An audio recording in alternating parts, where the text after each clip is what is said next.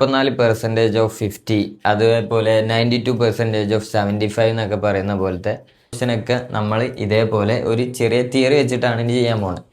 ആദ്യം തന്നെ ഈ 144% എന്ന് കാണുമ്പോഴാണ് നമ്മുടെ മൈൻഡിൽ എന്താണ് കുറച്ച് പരിപാടികൾ ഓടുന്നത്. അതായത് ഇത് ചെയ്യണോ ചെയ്യണ്ടേ, അല്ലെങ്കിൽ ചെയ്യാതിരിക്കുന്നതല്ലേ നല്ലത്, നെഗറ്റീവ് മാർക്ക് കുറയാനും വേണ്ടിയിട്ട് എന്നുള്ളത്.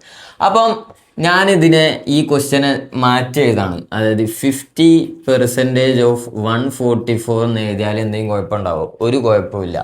അപ്പം 50% എന്ന് പറയുന്നതിനെ ഞാനിനി ഫ്രാക്ഷനിലേക്ക്, ഭിന്നസംഖ്യയിലേക്ക് മാറ്റുകയാണെന്നുണ്ടെങ്കിൽ, അതായത് 50/100 എന്ന് പറയുന്നതാണല്ലോ 50% എന്നുള്ളത്. അതായത് ഇതിനിപ്പോൾ ഞാൻ ഫ്രാക്ഷനിലേക്ക് മാറ്റുമ്പം 1/5 1/2 എന്ന് എഴുതിക്കൂടെ?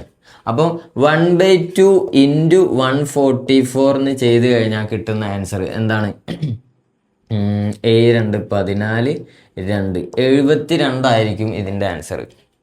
72 ആയിരിക്കും ഇതിൻ്റെ ആൻസർ. ഓക്കെ.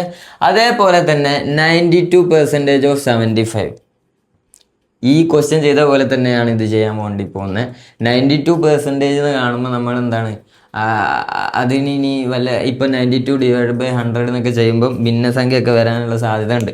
സോ 75ൻ്റെ ഭിന്നസംഖ്യ എടുക്കുകയാണെന്നുണ്ടെങ്കിൽ എന്തായിരിക്കും? 3/4 ഇൻറ്റു 92 ചെയ്ത് കഴിഞ്ഞാൽ 2 4 8 8 1 3 4 12 അല്ലേ?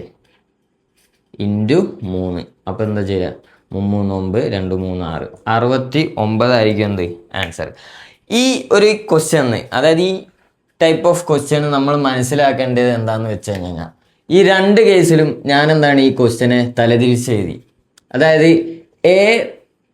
A% B എന്നുള്ളതിനെ B% A എന്നാക്കി അല്ലേ? അതായത് 144% ഓഫ് 50 എന്നുള്ള ക്വസ്റ്റ്യനെ 50% ഓഫ് 144 എന്നാക്കി.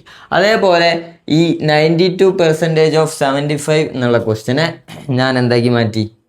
75% ഓഫ് 92 എന്നാക്കി മാറ്റി. അതായത് ഈ 75ൻ്റെ ഭിന്നസംഖ്യ ആണെന്ത്? 3/4 92 അങ്ങനെ തന്നെ എഴുതി. അങ്ങനെയാണ് ഈ ക്വസ്റ്റ്യന്, ഇതേപോലത്തെ ക്വസ്റ്റ്യന് നമ്മൾ സോൾവ് ചെയ്യാൻ വേണ്ടി പോകുന്നത്. അതായത് നമ്മൾ ഓർത്ത് വെക്കേണ്ടത് ഇത്ര മാത്രമാണ്: A% of B which is equal to B% of A. ഇത് നിങ്ങളെ മൈൻഡിലുണ്ടെന്നുണ്ടെങ്കിൽ ഇതേപോലത്തെ ക്വസ്റ്റ്യൻ ഇനി നിങ്ങൾ എന്താക്കില്ല, നെഗറ്റീവ് അടിക്കില്ല, പാഴാക്കാനും പോകില്ല.